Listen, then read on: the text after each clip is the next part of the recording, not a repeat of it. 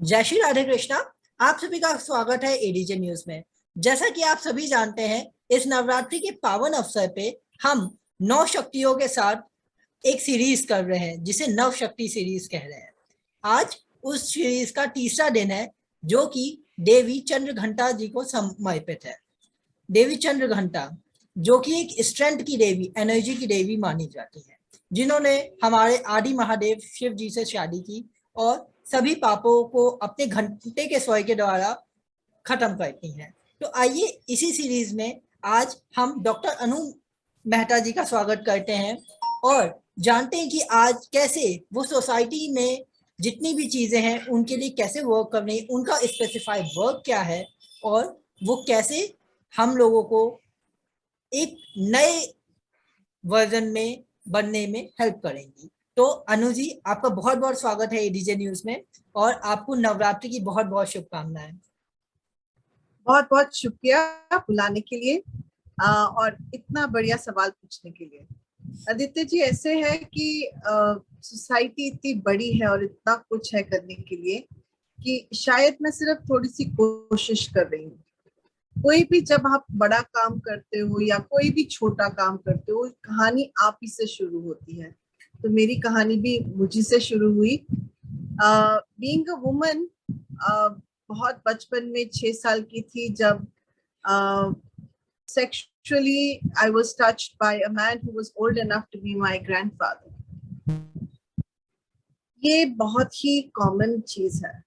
आप बोलेंगे ऐसी क्या बात है, आपकी हम बात सुने। फिर जब मैंने 40 साल के बाद अपना मुंह खोला और अपनी माता जी को बोला कि ऐसे ऐसे हुआ था मम्मा, 40 साल के बाद जब मेरी शादी हो चुकी थी उस समय और बच्चे थे, और मेरी मॉम ने कहा कि बेटा ज्यादा जोर से मत बोलना, तुम्हारा हस्बैंड ना तुम्हें घर से बाहर निकाल देगा। बस वहीं से कहानी शुरू हुई।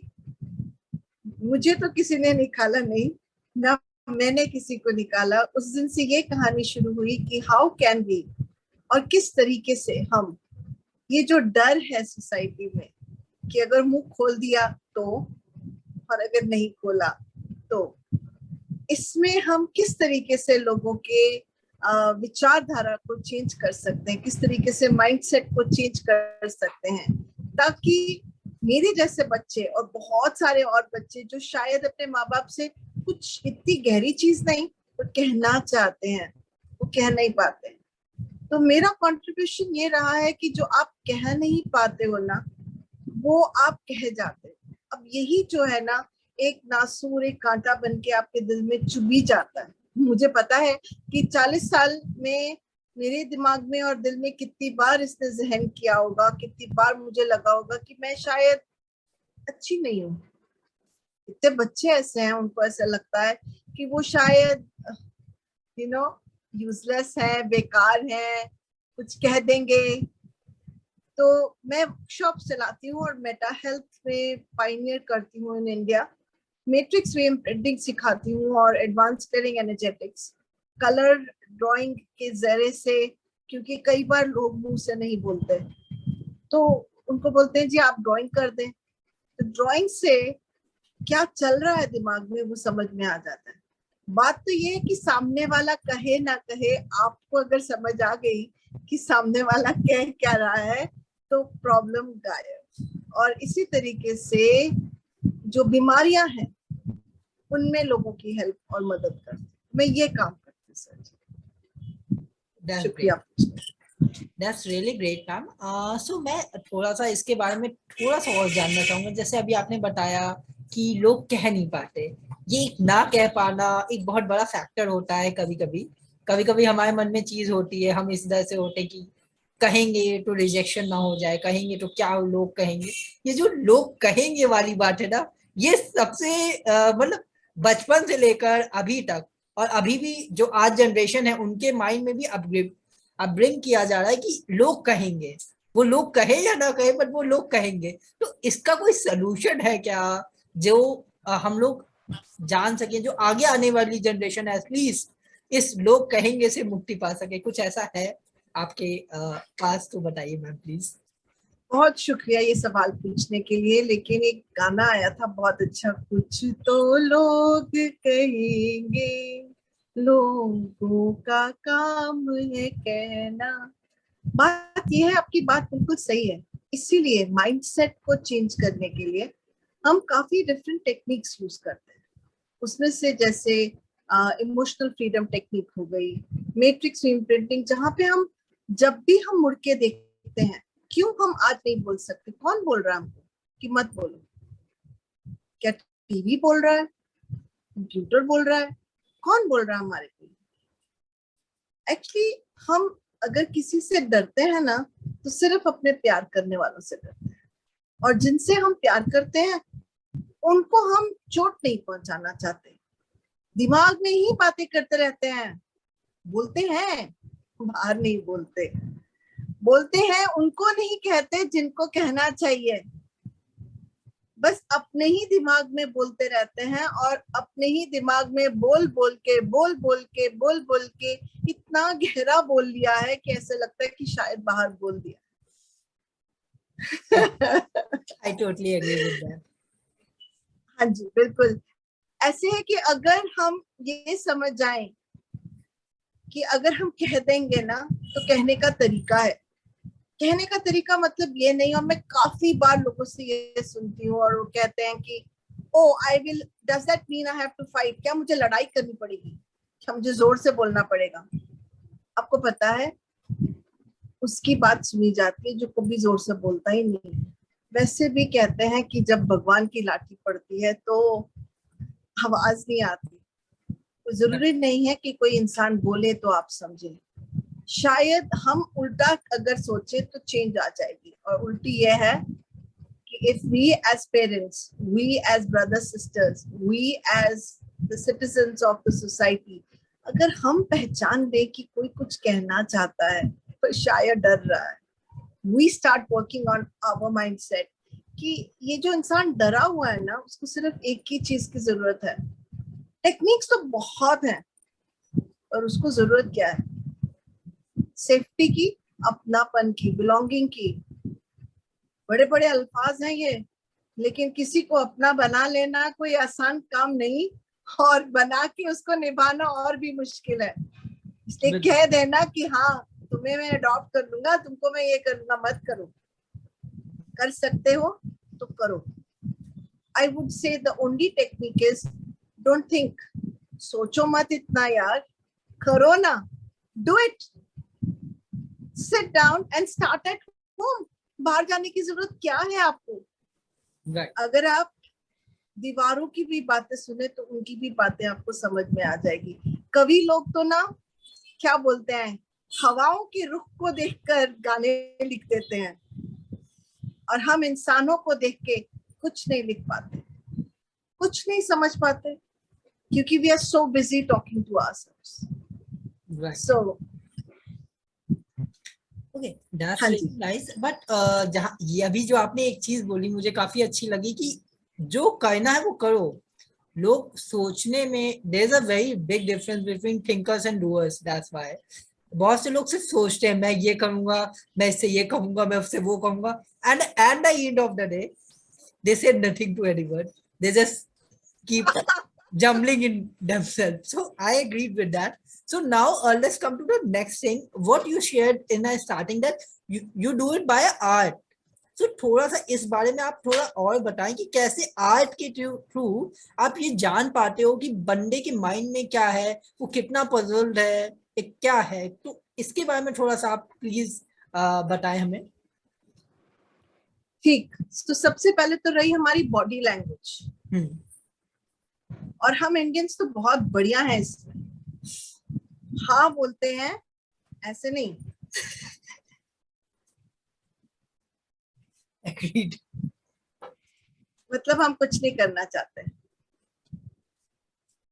We have always had mentality की, सर्वेंट मेंटालिटी, कोई मेरे लिए कर देगा, किसी को मैं खरीद लूंगा, किसी को पैसे दे दूंगा, फिर इनाम आपको क्यों मिलेगा भाई?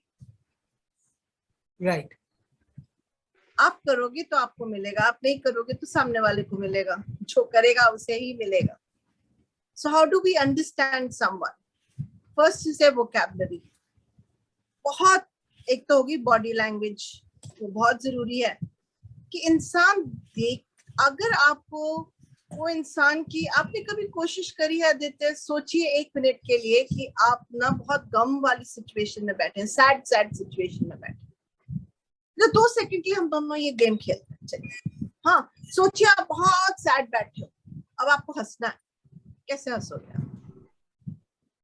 डेफिनेटली कुछ ऐसा याद करेंगे जो अच्छा हुआ हो, and it will makes us smile. Very nice. तो जब तक वो अच्छा नहीं आप सोचेंगे तब तक आप स्माइल करेंगे नहीं कर सकते, अच्छा। है ना? तो ऐसे ही हुआ कि अगर हमने माइंडसेट को चेंज करना है तो हमने अपने दिमाग में जो विचार चल रहा है उसे चेंज करना पड़ेगा, और जब तक हम उस विचार को चेंज नहीं करेंगे तब तक पॉसिबिलिटी किसी चीज की है ही नहीं। Okay, so if I'm not wrong, it's all about the thinking and a mindset, right? हाँ जी, और वो माइंडसेट हमारी फिजियोलॉजी को चेंज करता है। मतलब बहुत सिंपल है, अगर इफ हमारे दिमाग में ये है कि खुशी के माहौल है, सेलिब्रेशन का माहौल है, तो वहां सैड होना बड़ा मुश्किल होगा ना। और सैड में देखो हमारा फेस कैसे जाएगा, नीचे जाएगा, नीचे सिर होगा, हम देखो फक्र से ऊपर नहीं उठा सकते, ये साइलेंट स्टोरीज है। फिर सुनिए लोग क्या कहते हैं, या कुछ तो लोग कहेंगे, पर आप क्या कहते हैं अपने आप को? हम लोगों को सुन के बड़े खुश होते हैं, लोगों के गाने, लोगों की बातें।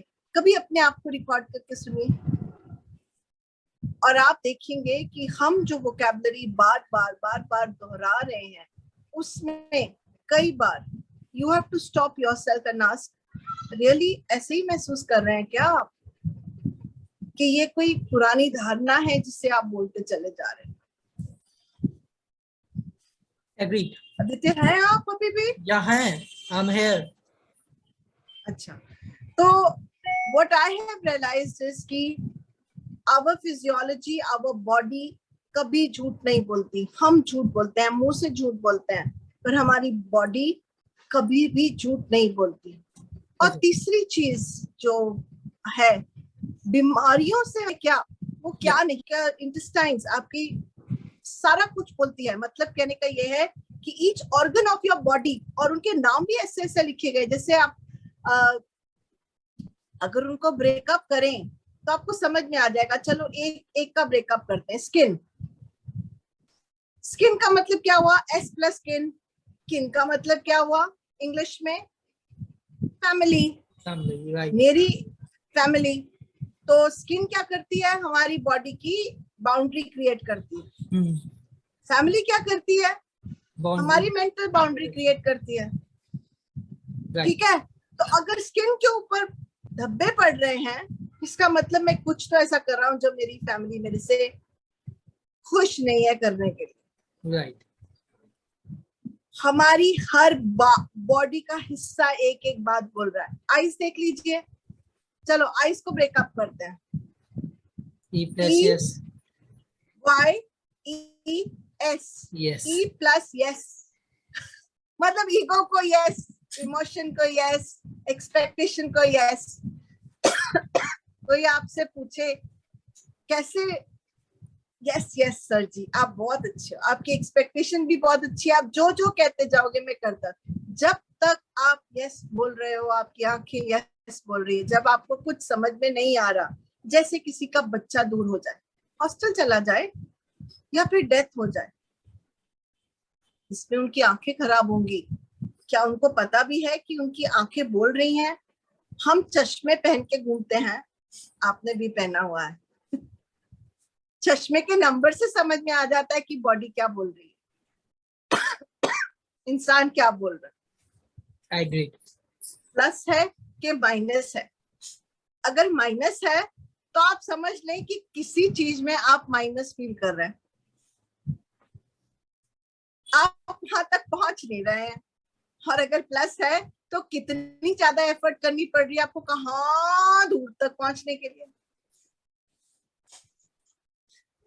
तो कहने का मतलब यह है कि क्या सिर्फ आपकी बॉडी लैंग्वेज, क्या आपकी सिर्फ वोकैबुलरी आपके बारे में कुछ बताएगी? जो काम मैं करती हूँ उसमें हर हिस्सा आपकी बॉडी का कुछ कह रहा है। अगर आपको फीवर है तो कुछ कह रहा है, फ्रोजन शोल्डर है तो कुछ कह रहा है। हिस्से का फंक्शन क्या है। और अगर लेट्स से फ्रोजन शोल्डर, जो बहुत सारे लोगों को हो जाता है, फ्रोजन का मतलब क्या हुआ, बर्फ हो गया है। मतलब ऐसा क्या हुआ कि हम ना लड़ने की कोशिश कर रहे हैं ना भागने की कोशिश कर रहे हैं। हम कहाँ हैं, हम आज सिचुएशन के अंदर हैं। right. हम उस सिचुएशन में वो हिस्से को प्लेइंग डेड बोलते हैं, इससे मर गया है वो हिस्सा, फ्रीज हो गया है, वो आगे हिलेगा नहीं। हमारी बॉडी कितनी महान है ना, हम कहीं प्रॉब्लम में ना फंस जाए इसलिए वो फ्रीज हो जाएगा, हमें फ्रीज ना करे। तो ये समझना है कि हमारी बॉडी हमें क्या कह रही है। एक और एग्जांपल दूंगी आपको। इतने सारे men in India today, especially in India, बहुत जल्दी उनके बाल झड़ जाते हैं। Agreed. अब मुझे बताइए कि औरतों के भी बाल झड़ने शुरू हो गए हैं। पर कौन सी औरतों के बाल झड़ने शुरू हुए? उनकी जो आदमियों की तरह काम करना चाहती हैं, या उनके जो घर में बैठी हैं आराम कर रही हैं? जो काम करना चाहती हैं। शाबाश। तो वो भी आदमी बन रही हैं। The price that they are paying is कि बाल झड़ रहे हैं। बाल क्यों झड़ रहे हैं? क्योंकि हमारे ऊपर कोई ऐसे करने वाला है ही नहीं, प्यार देने वाला है ही नहीं। क्या चाहिए एट द एंड इंसान को? आप बच्चे के साथ ना पैसे रख दोगे ना, वो छोटे बच्चे को पैसों की कोई कीमत नहीं है। right. जानवर और बच्चे के सामने पैसे की कोई कीमत नहीं है, उसको Agree. सिर्फ प्यार चाहिए। So I feel that love can cure everything. But I believe in one thing. Sorry to interrupt you, ma'am. But प्यार पाने के लिए भी मेरे हिसाब से कभी ना कभी आपको कुछ ना कुछ ऐसा करना पड़ता है कि आप उस चीज को अचीव करते हो। शाबाश, बहुत अच्छी बात कही आपने। That's my philosophy. क्योंकि अगर हम किसी को प्यार बिल्कुल करते हैं तो उसे पाने के लिए एक अच्छी खासी जंग लड़नी पड़ती है, दुनिया से भी और अपने से भी। सिंपल। बिल्कुल बिल्कुल ठीक कह रहे हैं आप। मतलब सोचने का ढंग ऐसे है कि अगर मुझे किसी से प्यार चाहिए, प्लेजर चाहिए, आज की दुनिया में हम प्लेजर ले ही नहीं रहे हैं। We are very need based people. Need से ऊपर निकलेंगे तो प्यार करना सीखेंगे ना। एग्रीड। अगर प्यार भी सिर्फ नीड ही रह गई है और नीड खत्म हुई तो प्यार खत्म हो गया।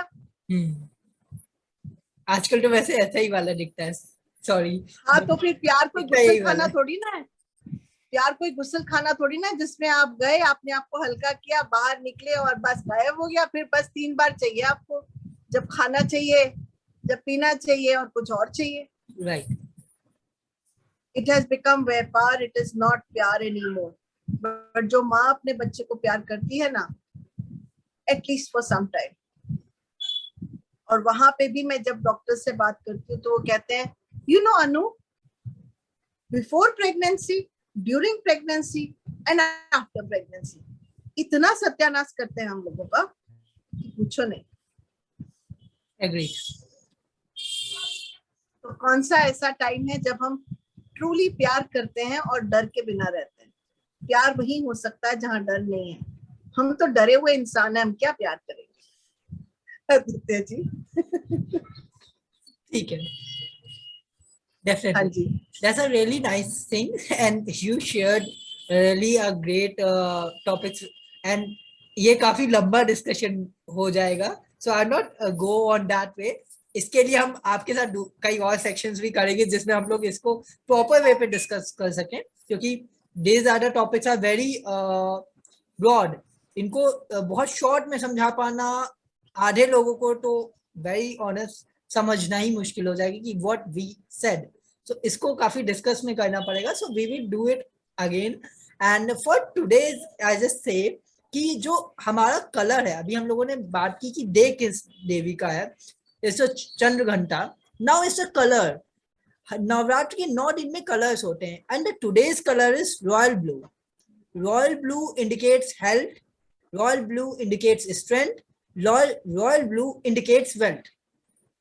Okay, health wealth and strength, जो तीन सबसे मेजर पार्ट्स हैं बॉडी किसी भी ह्यूमन लाइफ के, वो तीनों रॉयल ब्लू से शो होते हैं. तो आई बिलीव कि हम माना जाता है कि आज के दिन अगर आप देवी जी की पूजा कर रहे हैं तो रॉयल ब्लू कपड़े पहन के करना, या कोई भी एक रॉयल ब्लू आपके पास हो, तो आपको देवी जी का आशीर्वाद मिलेगा और आपकी जो हेल्थ वेल्थ और स्ट्रेंथ से रिलेटेड प्रॉब्लम्स हैं that will be resolve. So I believe कि जो भी इसे देख रहे हैं वो इस चीज को डेफिनेटली फॉलो करें और they get strength in their life, क्योंकि हेल्थ और वेल्थ दोनों को बनाने के लिए स्ट्रेंथ चाहिए. चाहे वो जितनी बड़ी बड़ी कोई भी प्रॉब्लम हो, उसको सॉल्व करने के लिए हमें स्ट्रेंथ चाहिए. So this is the what I believe, and I really thankful to ma'am कि उन्होंने इतने डिफरेंट लेवल पे इतने बड़े टॉपिक को समझाया और बहुत लेमैन लैंग्वेज में कि हर कोई बहुत इजीली समझ सकता है. हम सभी इस चीज़ों से रिलेट कर सकते हैं, चाहे वो छोटा बच्चा हो, चाहे वो एक बुजुर्ग हो, चाहे वो टीनेजर हो, या कोई अडल्ट हो जो कि किसी कॉर्पोरेट में जॉब कर रहा है या बिजनेस कर रहा है. So really appreciated ma'am, and really thanks कि आपने अपना इतना यूजफुल इंफॉर्मेशन और टाइम दिया है. और मैं कहूँगा कि आफ्टर दिस सेक्शन हम और भी कुछ सेक्शंस में मिलें और ऐसे ही नई नई इंफॉर्मेशन को अच्छी तरीके से एक्सप्लेन करके अपनी नेशन को, अपनी सोसाइटी को कुछ इम्प्रूवमेंट्स दे पाए. बिल्कुल बिल्कुल.